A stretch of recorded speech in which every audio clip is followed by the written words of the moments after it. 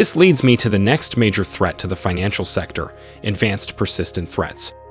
3 significant risks to the financial sector are nation-state attacks undertaken by foreign governments, state-sponsored attacks carried out by affiliated cybercriminal gangs, and advanced persistent threat launched by skilled APT groups. These threat actors employ many of the same attack vectors as less capable threat actors, such as phishing and ransomware, but with more technical capacity and funding. Therefore, they are highly skilled cyber actors capable of conducting large-scale cyber attack campaigns.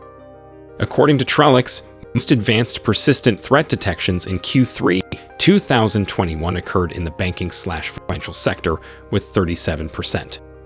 APT attack campaigns usually reflect global tensions. As a result, financial institutions are naturally targeted in these campaigns for business interruption or espionage purposes.